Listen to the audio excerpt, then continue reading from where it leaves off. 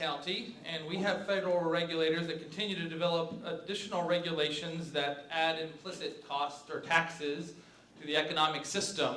One recently was where our local biodiesel company had to stick doors on their dump stations because the farmers were creating too much dust when they dumped their soybeans. Well, that cost gets passed on to the farmers. So what systems should be put in place? Well, regulations are the unspoken about aspects of issues that come out of Washington and initiatives that come out of Washington. We all talk about the laws that Congress does or does not pass, or the executive orders that the president issues.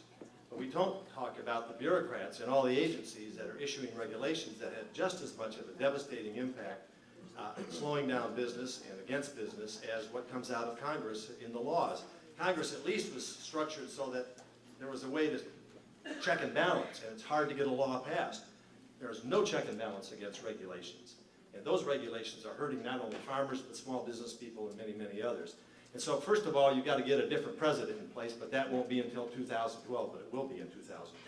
Secondly, you've got to get a different Congress in place so that can happen in 2010 so that we can rein herd over those regulators. And thirdly, you've just got to strip and cut and get back to state and local and away from federal. Yes. Right. There is no such thing as common sense on Capitol Hill. We know that. It doesn't exist. Now, having said that, what can we do? The ambassador made a good point. It's imperative that we take back the House and the Senate in 2010 for issues such as this one. Now, I believe with all of my heart that the role of the EPA needs to be reduced. We have a fundamental difference of opinion currently on Capitol Hill with people who think government is the answer, and they're hindering small businesses, they're hindering farmers. If cap and trade passes, it will be a detriment to many, many businesses, and our utility costs will skyrocket. That's so right. Let's start by reducing the role of the EPA. Let's give more power to states and local communities to deal with these environmental issues. Yeah. You know, our government is just too much in our personal lives. You know, that's the bottom line. The federal government was never meant to be this large and this involved in our personal lives. You know, at best, we look at something like the EPA.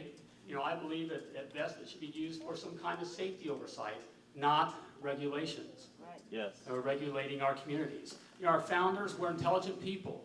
They knew that the community, the local community, knew what was best for the local community. We must get back into that form of government. I'm asking Hoosiers to send me to get the federal government off our backs. Yeah. In fact, when you come visit me, you know, we'll get you passes up there in the gallery. You'll come in, you should see all the senators with their feet up on those little desks, you know, asking for the sports page. We must get federal government off our backs so our communities can take care of ourselves. Mr. Effects of regulation on business and job creation. Regulation is the hidden tax that you and I all pay because it costs money to implement those regulations. You know, just for example, this example down here in Kosciuszko County, those people are going to have to pass their cost on through the higher production cost, and that's going to end up costing the consumer more dollars. So regulation is killing us right now, and we have an out-of-control Washington with the EPA, with them wanting to maybe even instill and bypass Congress on cap and trade, which again would tax manure even. I mean, we always come back to manure and stuff. Yeah, exactly. And they want to tax emissions. I mean, this is what's killing us. China and other countries around the world who are, they don't have the regulation that we have, and they're growing faster. And that's why our jobs are going overseas, because our federal government is tying our hands, and those who want to start and create jobs cannot. That's right. Mr. Hostetler. The term is to defund the promulgation of the regulation. In the late 1990s, when Bill Clinton's Department of Labor promulgated a regulation regarding ergonomic standards, basically telling companies how they must fashion an assembly line for workers. The Republican-controlled Congress continually defunded the implementation of that regulation through the appropriation process. So with the power of the purse that the framers gave the Congress, we can immediately stop these bad regulations from going into place. And then secondarily, on the longer term, we can look at the very agencies and the departments to regulate this situation. A discussion was held earlier about eliminating the Department of Education.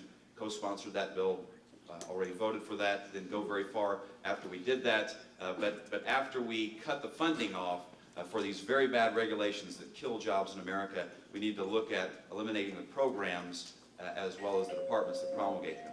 Thank you. Anyone like to provide additional information on this question? Mr. Bates. It's a great question. Here we are, ladies and gentlemen. We're facing unemployment at 9.7%. Average weekly jobless claims are about 500,000. And instead of talking about the economy, our president chose to make socialized medicine the hallmark of his first-year administration. We should be talking about the economy, not health care. We should be talking about the economy. Now, having said that, I've already said in a previous debate, one of my biggest concerns was we had a couple of the gentlemen that started talking about legislation that we could pass. Look, I am not in favor one bit of compromising with Barack Obama on this health care issue. Not going to do it. I will not compromise with him on this issue. Now, what can we do, though?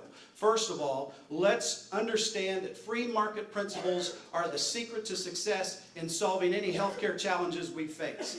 Let's allow state lines to be removed for the purposes of insurance companies coming together, getting a larger pool of people in the same policy. Health insurance premiums will go down. That's where we start. Socialized medicine is never the answer. Right. Mr.